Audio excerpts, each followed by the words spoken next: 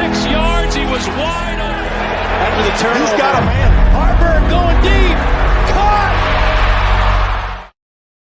The Huskers have finally turned that table, turned that corner that we needed them to see and finally seen. I'm going to tell you why the Huskers have finally turned the corner, and you will all see this starting this week in Iowa. You basically started seeing it against USC, and you saw more of it against Wisconsin. You're going to see it again in a big way this Friday. So if you haven't already, guys, please subscribe to the channel and give it a thumbs up. I really appreciate it. It really helps the channel. It doesn't cost you anything. If you could do that for me, I'd really appreciate it. So what we've noticed here, and before I get into it, I'm going to tell you at the end why I feel like, and it's big of why now they're finally going to do it. And you're going to start seeing a big difference.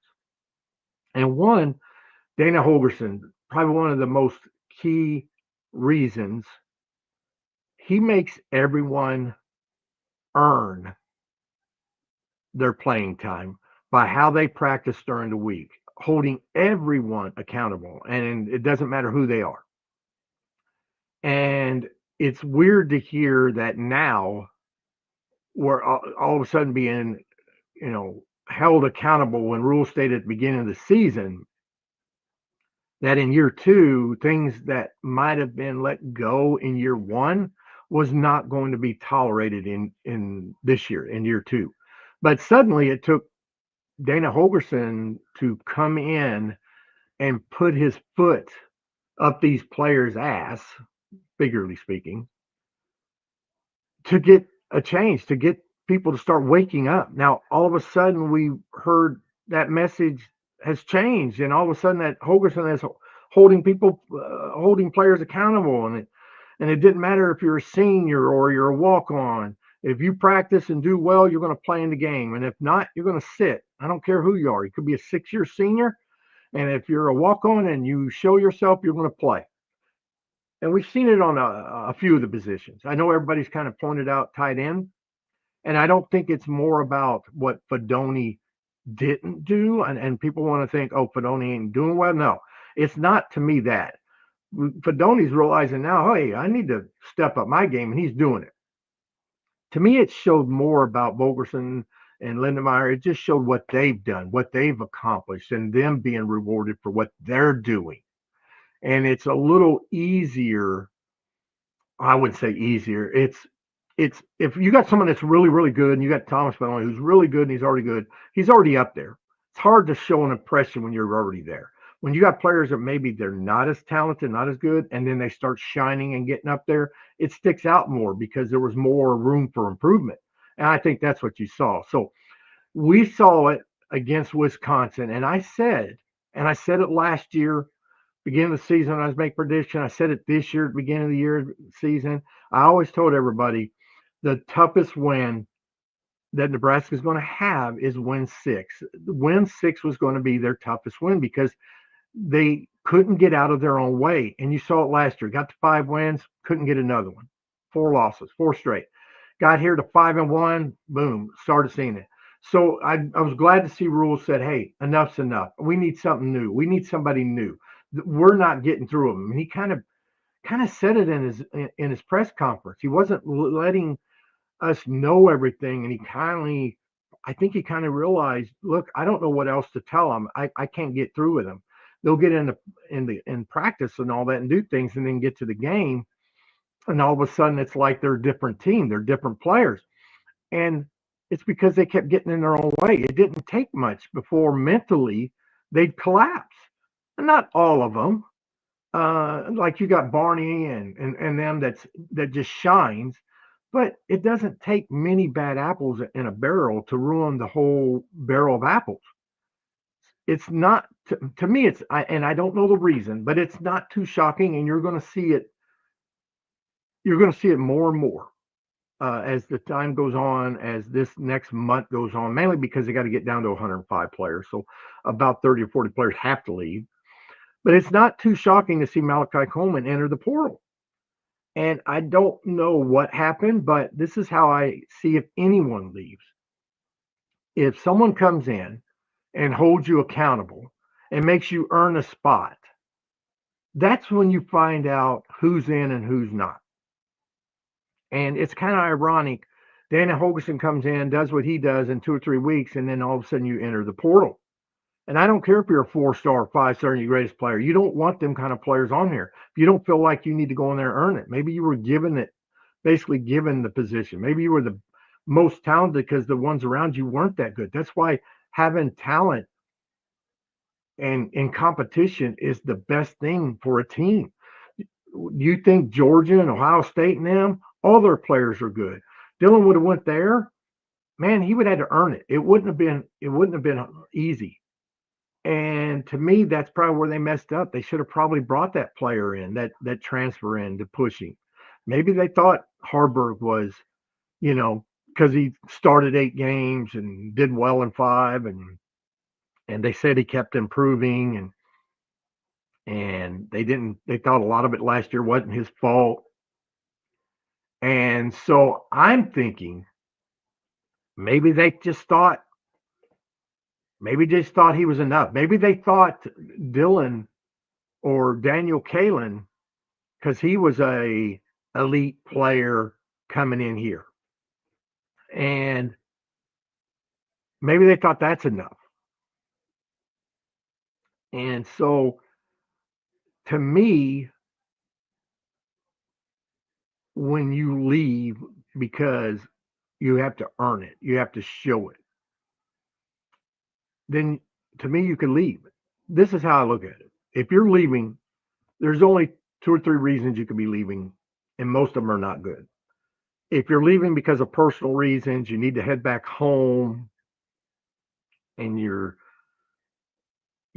maybe not playing anymore, or the coaching staff is bad and they're not going anywhere, I could kind of maybe understand that. But we know that ain't the case with Malachi Coleman. This program is on the rise. We're seeing it now. And he's from Nebraska, so he's not going back home. The only other reasons is because, one, you feel like you started last year and you feel like you should have been starting this year. You felt like you just earned it last year, so you ought to be just giving it. Or someone's been offering you and talking to you because you hear that they're always communicating with these players saying, hey, we could give you this, we could give you that.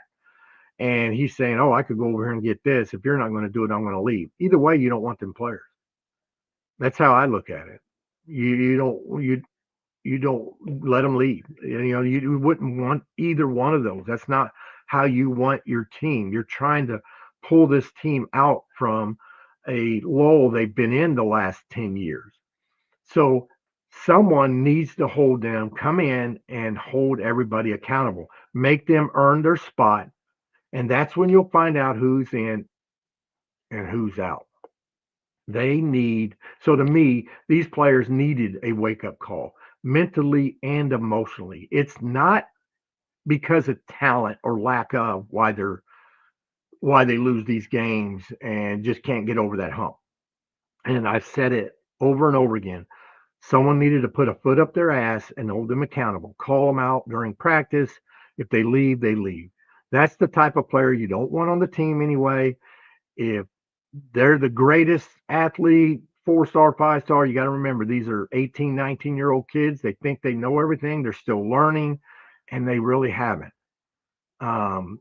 They have a lot to learn. So Holgerson is exactly what these players needed. They actually needed him from day one. And it's a shame Rule couldn't work something out with Holgerson back in January when they met, as I feel this would be a very different team, a very different season if he had, as this team, this program, this culture needed someone to break it down and rebuild it from scratch. And that's what you're now seeing. Rule started it, but he needed a little more for the recipe. And I give Rule kudos for seeing this, because it's very unusual for a coach to make changes at all from a staff he picked, let alone in the middle of the season. How many times you've seen it? If Callahan would have decided, hey, I need to fire my defensive coordinator, and fix that defense, we might have thought differently about Callahan. Same with all of them. They just seem, for some reason, they bring in their buddy and they don't want to do it. But to me, we're here to win, and I don't care if you're my brother. You're not doing the job. Hit the road. So they needed this attitude adjustment. And Rule saw, I need somebody. I need someone like Holgerson, and went out and got him.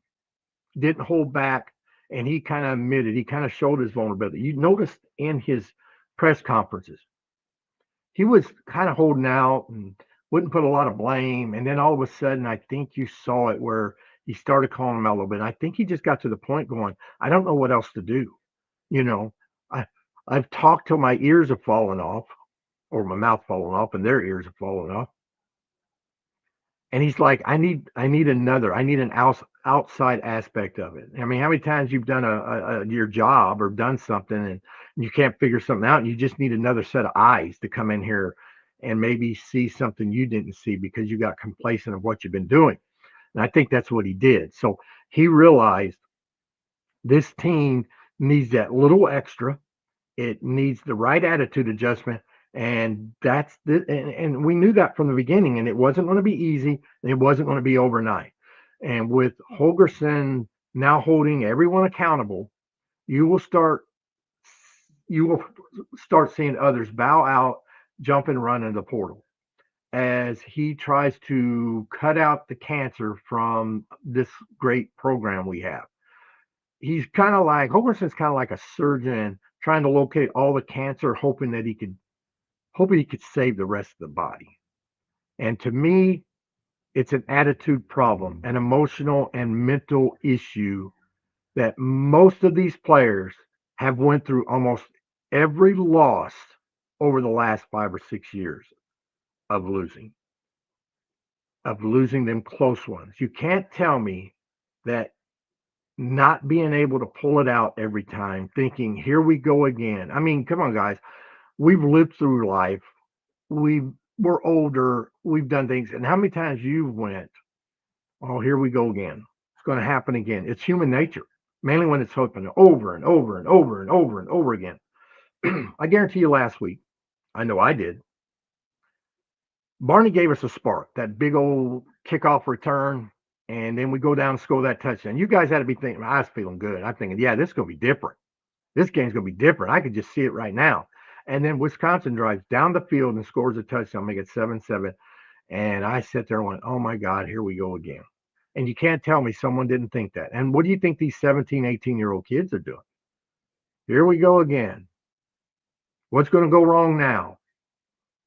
Remember at the end, we ain't going to be able to pull it out. So to me, his way of doing things, his calling people out in practice, pound, do it. And if you screw up next, doesn't mean you can't get back on there. Doesn't mean you can't go back and earn it the next time. Because remember, at the end, when you do it this way, when you have all this talent, and like I said, Georgia brings in all that talent, Ohio State brings in all that talent. Why do you think they stay so good? Why do you think Nebraska was so good back in the 90s? They were talented all over the place. You had people like, Damon Benning and Lawrence Phillips and Tommy Frazier and even Behringer. They pushed the next one and pushed them to the point they were the best they could be. They weren't handed anything. They weren't given anything. It was a attitude adjustment. And at the end, the cream always rises to the top. So Holgerson's style, his attitude, and accountability, the harsh, to the point, what you need to be told attitude, is what exactly this team needs. I'll give you an example of the blocking. Take the blocking, not only on the offensive line, but the wide receivers' perimeter blocking. Remember, that kept being a problem all year. And they kept saying, we're working on it. The difference, the perimeter blocking has been since Dana has been here, just in the 2 or 3 weeks. And trust me, he doesn't have a magic wand that he went, oh, this is how you do it. He just said, guys, you're big guys. You're like 6'2", 6'3". Come on, this is pathetic. Look at yourself. He just called him out on it. And boom, look at the last 2 weeks, the blocking on the perimeter, the blocking at the line. He just called them out. Sometimes you need someone from the outside to come in and tell you what you need to hear, what everyone else is seeing but doesn't want to say. Kind of that look in the mirror aspect. And you kind of start seeing that against USC. I think that's when the light bulb went on. I understand we only scored 13 points offensively, but we all kind of saw what was happening and said, you know what? Yeah, they lost. But man, I kind of saw a little difference there. And I think one, Dylan saw it. That's why you had that strong, we could do this during the off week, during this last week, because he saw, hey, I could see this. And Dan Overson was still learning the play, still learning. He's learning more and more every day. And the more we go, the more he gets. And I like how when he finds a play that works, he runs it again. How many times you've seen it? We've had a play that works and then you never see it again. But yet they'll run a play it doesn't work and they'll run it over and over again, sometimes back to back. Basically, he runs plays, finds them that works. If they don't work, he throws them out. If they work, he keeps running. He keeps running them to the point the defense is probably tired of seeing it. Basically telling the defense, if you're tired of me running this play, then stop it. Give you an example. Me and my brother, we were big PlayStation fans. Played Madden, played college football, and we both kind of did it, even though he admitted he didn't. But I'd find a few plays, I'd find a handful of plays that worked, and I'd run them again. And I was here, well, you're running the same play. Yeah. If you don't want me to run it, stop it. That's how you do it. That's why he's been successful. That's why he has top 10 defenses all his life in the nation, not in his conference. He's went to West Virginia, to Houston, and had some of the top offenses in the country at them schools. What can he do at a school like Nebraska? I hope he stays. And I know it's still up in the air if he's staying, but he made the comment he's happy with what he's doing. And I think in Nebraska, the fans in them are going to show him. He's going to see the love and all that he gets here. He made the remark he was a lot happier now calling plays than he was when he was head coach. So to me, that's what he wants to do. The question is, are we going to give him what he's wanting? And I don't know what he's wanting, and he doesn't know what he's doing. But I think he's enjoying it, and he's only going to get a little taste of it. That's the good thing about he's only going to do 2 or 3 games plus the bowl game. And mainly if we win all of these, if we win the rest of these games, he's got to be one of those that goes, what could I do if I was here the whole year? To the point also that Rule and the AD's going to come back and go, what do you want? Just tell us what you want. I know the fans will. Fans are going to love him. You know, we're going to love a coach just as much as we're going to love the player making the play.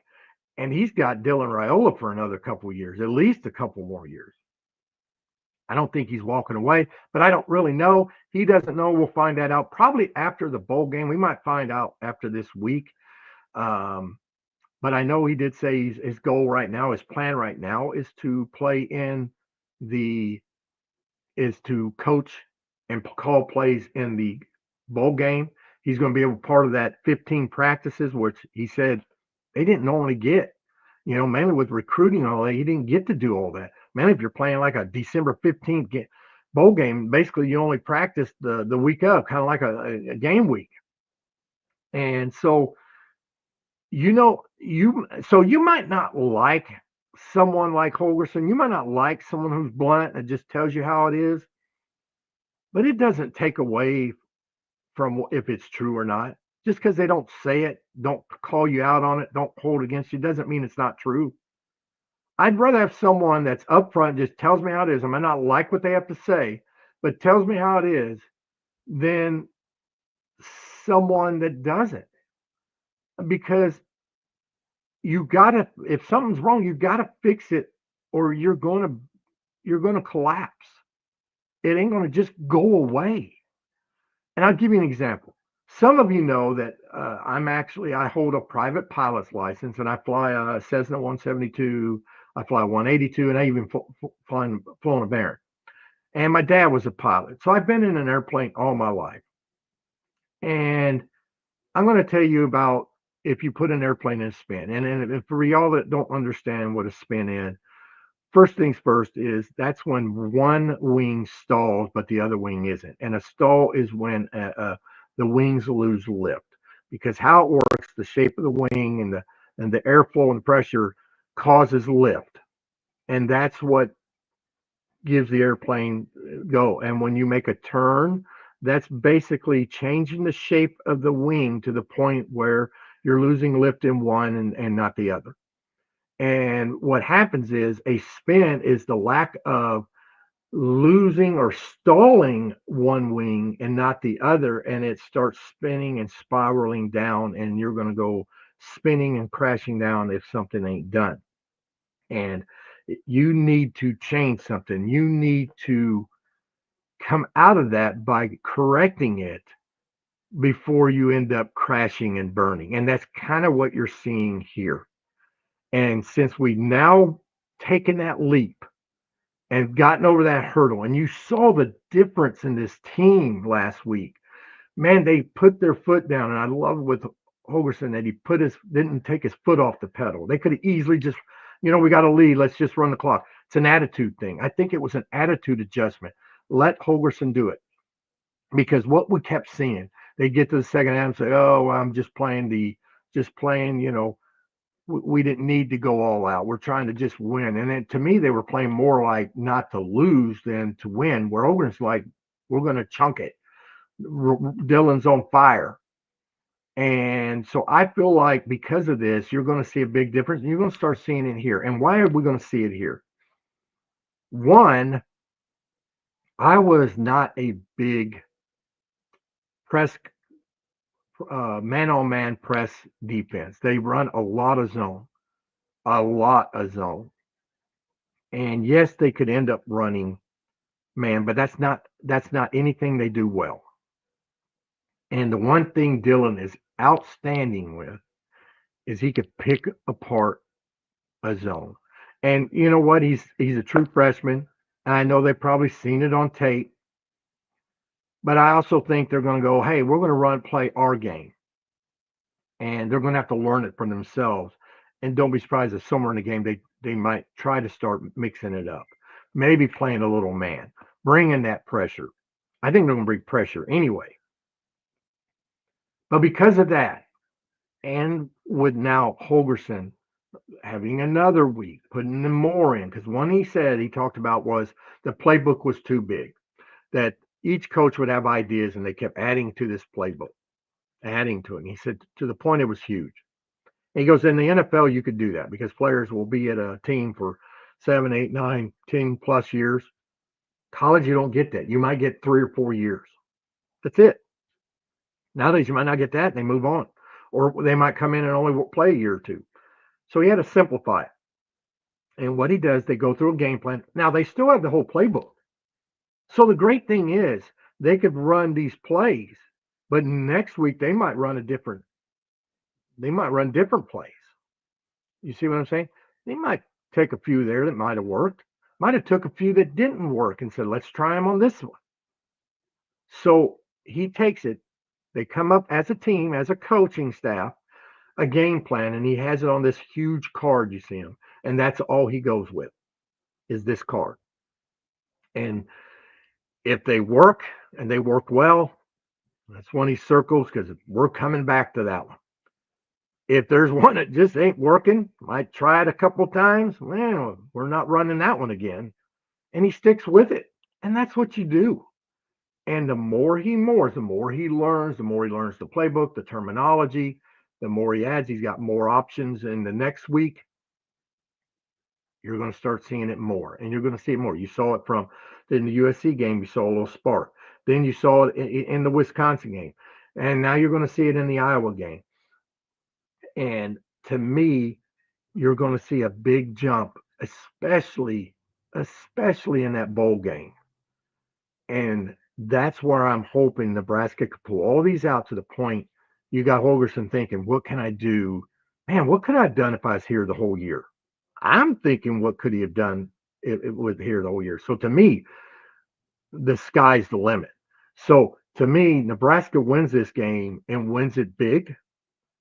And I feel like they'll win this game 45-10. Yes, 45-10. And we beat Colorado, we beat Wisconsin, and we beat Iowa in the same year. We have 7 wins. Even we don't win the bowl, to me, this is a successful year. Nobody thought we were going to the playoffs. No one thought we were going to go undefeated. I had them winning probably 8 or 9 games. I think I had them 8-4 if I remember right. But realistically, to me, this is a success. We've gotten to a bowl. That's a step. And I feel like either way, they're going to win at least one more of these games. I feel like they're going to win both, but they're going to, at minimum, win one of these games. So, guys, if you haven't already, please subscribe to the channel. It really helps me out. It doesn't cost you anything. Just to click that button, maybe give it a thumbs up, gets it out in that logarithm, passes it out to other people. And I'm going to the game. Got 2 tickets to Iowa. I'm going to go up there and freeze my nuts off. But this time we're going to do it and win the game. Last year I went to the Iowa game. It was pretty cold there, but it's even going to be colder. I heard the highs are going to be in the low 20s. Plus, it's a night game. It's going to drop down in the teens. It's going to be cold. But you know what? Going there to support the team. And I'll talk to you guys when I get back, do the video, and we'll talk about how they did and what's the next step for this team and where we're headed. So, guys, thank you for watching. Till the next video, go Big Red.